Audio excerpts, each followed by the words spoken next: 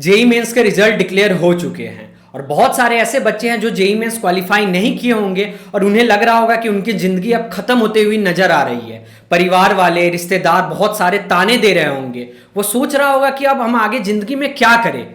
देखिए, सच बताऊं तो इस चीज से मैं काफी रिलेट कर सकता हूं। जब मैंने जेई मेंस का एग्जाम दिया था और मेरी रिजल्ट आई थी तो ये सारी चीज मेरे ऊपर हावी हो गई थी। मेरे क्लास 10th एंड क्लास 12 दोनों में 90% ऊपर मार्क्स थे, बट जब जेई मेंस का रिजल्ट आया था तो मेरी लगभग 60,000 रैंक आई थी। आपको पता ही है कि अगर आप जनरल कैटेगरी से हो और आपकी रैंक अगर 60,000 है तो क्या ही कॉलेज मिलेगा। कोई भी गवर्नमेंट कॉलेज नहीं मिलेगा। इवन ब्रांच की बात तो आप साइड ही रखें। जब जेई मेंस का रिजल्ट आया तो मेरे पसीने छूट रहे थे। मैं बस यही सोच रहा था कि मैंने इतनी ज्यादा गलतियां क्लास 11 12th में क्यों करी।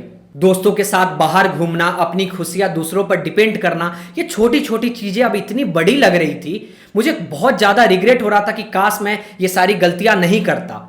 बट लकली मैं एक यूट्यूब चैनल देख रहा था जिसमें मुझे पता चला कि आप कॉमेट के का एग्जाम दे सकते हैं और उसमें बहुत सारे अच्छे अच्छे कॉलेज के ऑप्शन हैं। मैंने कॉमेट के का एग्जाम दिया। मेरी लगभग रैंक कॉमेट के में 5,000 आई और 5,000 रैंक कॉमेट के में अगर आपकी आती है तो बहुत सारे अच्छे अच्छे कॉलेज के ऑप्शन खुल जाते हैं, जैसे RV, Ramaiah, BMS, Dayanand Sagar college of engineering. ये सारे कॉलेज बेंगलोर में स्टैब्लिश्ड है और बेंगलोर एक आईटी हब सिटी है जो आपको अच्छा इंटर्नशिप के अलावा अच्छी अच्छी प्लेसमेंट प्रोवाइड करता है। इस वजह से मैंने अपना कॉलेज बेंगलोर में चुना, जिस वजह से मुझे बहुत सारा बेनिफिट भी हुआ। जो मैंने ये गलतियां जेई प्रिपरेशन के दौरान करी उससे मुझे ये सीख मिल गया कि आने वाली जिंदगी में मुझे ये सारी गलतियां नहीं करनी है। और उस समय को बीते हुए लगभग 3 साल हो चुके हैं और इस 3 साल में मैंने वो कोई भी गलतियां नहीं करी जो मैंने उस क्लास 11 12th में करी थी।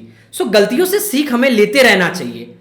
आज के इस वीडियो में हम लोग जानेंगे कि अगर आपका जेई मेंस खराब हुआ है, जेई मेंस में बहुत कम परसेंटाइल आई है, तो आपके अल्टरनेटिव ऑप्शन क्या है। वीडियो शुरू होने से पहले मैं आपको बता दूं कि माइंडक्रिट कंसल्टेंसी जो बेंगलोर में एस्टेब्लिश है और वो बेंगलोर के इंजीनियरिंग कॉलेज में डायरेक्ट एडमिशन करने में हेल्प करता है, जैसे आरबी, रमैया, बीएमएस, और उसके अलावा इंडिया के private engineering college related counselling में भी हेल्प करता है। So if you want any help you can contact Mindcrit consultancy. ये आपको बहुत अच्छे तरीके से हेल्प करेगा। Option number 1, take a drop year. देखिए, बहुत सारे लोग आपको ज्ञान देंगे कि ड्रॉप ईयर नहीं लेना चाहिए, पैसे वेस्ट होते हैं, टाइम वेस्ट होते हैं, बट मैं सच बताऊं तो ये डिपेंड करता है इंडिविजुअल पर। अगर कोई इंसान को पीसीएम में बहुत ज्यादा इंटरेस्ट है, वो मैथ्स में मार्क्स ला सकता है, बट वो क्लास 11 12th में बहुत छोटी छोटी गलती, जो मैंने भी बहुत सारी गलती करी, वो सारी गलतियों को वो साइड रखकर 1 साल पूरे कंसिस्टेंसी के साथ मेहनत कर सकता है, तो वो जरूर जेई में, जेई एडवांस में अच्छी रैंक ला सकता है, क्योंकि उसे पीसीएम में इंटरेस्ट भी है। उसके साथ साथ उसने छोटी छोटी गलती करी, जो वो गलतियों को साइड रखेगा तो उसे जरूर अच्छे रैंक जेई मेंस में मिलेंगे। बहुत सारे लोग जो आपको ज्ञान देंगे कि आप ड्रॉप ईयर ना ले, उस पर ज्यादा सोचना नहीं है। ये डिपेंड करता है इंडिविजुअल पर। जीता जागता एग्जांपल है 2002 का JEE advance topper rank 1 Durgaram Chaudhary, जो क्लास 12th में AIEEE, जो अब जेई मेन से जाना जाता है, वो क्वालिफाई तक नहीं कर पाया था, बट वो ड्रॉप ईयर लिया और अगले साल वो जेई एडवांस में रैंक 1 लाकर दिखाया। ड्रॉप ईयर लेना कोई बुरी बात नहीं है, ये डिपेंड करता है आप पर। Option number 2, go for private engineering college. बहुत सारे ऐसे लोग कहेंगे कि प्राइवेट इंजीनियरिंग कॉलेज से इंजीनियरिंग नहीं करनी चाहिए, ये प्राइवेट इंजीनियरिंग कॉलेज सिर्फ पैसे लूटने का सोचती है। देखिए, सच बताऊं तो इंडिया में हजारों प्राइवेट इंजीनियरिंग कॉलेज है, उसमें लाखों बच्चे पढ़ते हैं, बट उसमें से बहुत सारे ऐसे प्राइवेट इंजीनियरिंग कॉलेज हैं जो सही में ढंग से रिटर्न ऑफ इन्वेस्टमेंट देते हैं, जिनका सही में अच्छा प्लेसमेंट है, जो सही में अच्छे से बच्चे को पढ़ाते हैं। जैसे आप बिट्स देख लीजिए, वीआईटी देख लीजिए, कॉमेट के अंदर बहुत सारे बेंगलोर में कॉलेजेस हैं, जैसे RB, Ramaiah, BMS, Dayanand Sagar college of engineering. ये सारे ऐसे कॉलेज हैं जिनका सच में प्लेसमेंट अच्छा है। बट ऐसा नहीं है कि आप प्राइवेट इंजीनियरिंग कॉलेज को साइड ही रखें, आप प्राइवेट इंजीनियरिंग कॉलेज को भी लुकआउट कर सकते हैं, बट ये डिपेंड आप पर करता है कि जो आप प्राइवेट कॉलेज इंजीनियरिंग लेना चाहते हैं उसका आप एक बार रिसर्च कर लें। आप उसका एवरेज पैकेज, मीडियन पैकेज, उसका हाईएस्ट पैकेज क्या है, उसकी फैकल्टी क्या है, वो सारी चीजें देखें, उसका इंफ्रास्ट्रक्चर अच्छा है कि नहीं, अपार्ट फ्रॉम स्टडी वो स्पोर्ट्स फैसिलिटी, को करिकुलर एक्टिविटीज उस कॉलेज का कैसा है, ये सारी चीजें रिसर्च कर आप प्राइवेट इंजीनियरिंग कॉलेज में जाए। Drop year, private engineering college, ये सब चीज के बारे में बात कर लिए। अगर हम ऑप्शन 3 की बात करें तो बीसीए डिग्री। ये बीसीए का मतलब क्या है? बीसीए का मतलब होता है बैचलर ऑफ कंप्यूटर एप्लीकेशन। ये बीसीए डिग्री आपको coding related, artificial intelligence related चीजें पढ़ाता है। सो आने वाले जनरेशन के लिए ये आर्टिफिशियल इंटेलिजेंस, ये कोडिंग रिलेटेड बहुत ज्यादा बेनिफिट करेगा, इसलिए बीसीए डिग्री भी एक अच्छा ऑप्शन है।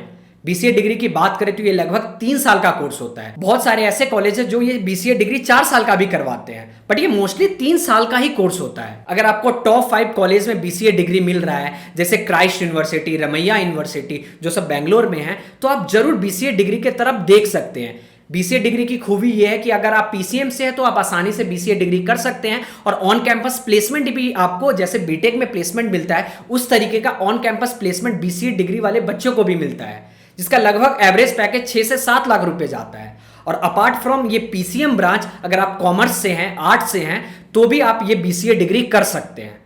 सो ये बहुत अच्छा ऑप्शन खुला है तीनों ब्रांचेस के लिए, आर्ट्स वाले, कॉमर्स वाले और मैथ्स वाले। ऑप्शन 4 की बात करें तो चेंज योर कैरियर पाथ। बहुत सारे ऐसे बच्चे हैं जो जबरदस्ती साइंस स्ट्रीम ले लिए हैं, उन्हें बिल्कुल भी मन नहीं लग रहा है, उनके जेईई मेंस में बिल्कुल परसेंटाइल नहीं आ रही है, कैसे भी वो क्लास 12 पास कर गए हैं। तो ऐसा जरूरी नहीं है कि हर इंसान इंजीनियर ही बने। अगर आपको पीसीएम में इंटरेस्ट नहीं है तो आप बिल्कुल कैरियर पाथ चेंज कर सकते हैं। अगर ये चीजें अगर आप अभी अपने पेरेंट्स को बोलेंगे तो ये बिल्कुल शॉकिंग होगा उनके लिए, बट ये आपके फ्यूचर के लिए बहुत ज्यादा अच्छा हो सकता है। अगर आप इन्फ्लुएंसर बनना चाहते हैं, किसी न्यूज चैनल में रिपोर्टर बनना चाहते हैं, और अगर आप कोई डिफरेंट चीजें ट्राई करना चाहते हैं, तो आप जरूर अपने पेरेंट्स के साथ बैठकर इस चीज पे डिस्कस जरूर करें। ये आपके फ्यूचर के लिए बहुत अच्छा हो सकता है। हर एक इंसान इंजीनियर बने ये जरूरी बिल्कुल नहीं है। बहुत सारे ऐसे लोगों को मैंने देखा है जो आईआईटी आईआईएम से बिल्कुल भी पढ़ाई नहीं की है, बट वो जिंदगी में फोड़ रहे हैं। बहुत सारे तो ऐसे लोग हैं जो सिर्फ क्लास 12 पास है, फिर भी वो एजुकेशनल सेक्टर में फोड़ रहे हैं। सो ऐसी बात नहीं है कि अगर आप कैरियर पाथ चेंज करते हैं तो आपको दिक्कतें आएगी। अगर आप पेरेंट्स के पास जाएं, डिस्कस करें, बहुत सारे ऐसे पेरेंट्स हैं जिनको सिर्फ पता है कि डॉक्टर, इंजीनियर ही ऑप्शन है क्लास 12 के बाद, तो आप उनके साथ बैठ के डिस्कस कर सकते हैं, उन्हें चीजें समझा सकते हैं। सो ये आप पर डिपेंड करता है कि आप किस तरीके से आप अपना फ्यूचर देख रहे हैं। अगर आपको एक रैट रेस में दौड़ना है कि कैसे भी मुझे एक छोटा सा जॉब ले लेना है, तो वो सही बात नहीं है। सो वीडियो एंड होने से पहले मैं आपको कुछ सजेस्ट करना चाहूंगा कि मैंने आपको 4 ऑप्शन बताए। इस चारों ऑप्शन में आप कोई भी एक ऑप्शन चूज कर सकते हैं। उसके बाद आपको जीत और मेहनत करना है अपने ड्रीम को अचीव करने के लिए। ऐसा नहीं है कि आपने कोई भी आंख बंद करके कोई भी ऑप्शन चूज कर लिया और फिर मेहनत नहीं कर रहे हैं, तो फिर तो ये बेवकूफी वाली बात हो गई। सो ये सिर्फ आप पर डिपेंड करता है कि आप कितना ज्यादा मेहनत कर सकते हैं। बहुत सारे ऐसे बच्चे हैं जिनका 50 परसेंटाइल, 60 परसेंटाइल 12th में आया है, अगले साल वो ड्रॉप लेके सीधे जेईई एडवांस फोड़ रखा है। सो आकाश पाताल का अंतर आ सकता है 1 साल में। 1 साल की मेहनत आपको 99% लोगों से आगे बढ़ा सकती है। सो मेहनत कीजिए, कोई भी ऑप्शन चूज कीजिए, मेहनत कीजिए, आप जिंदगी में जरूर आगे बढ़ेंगे। सो फिर मिलते हैं नेक्स्ट वीडियो में, और चैनल को सब्सक्राइब करना ना भूलें।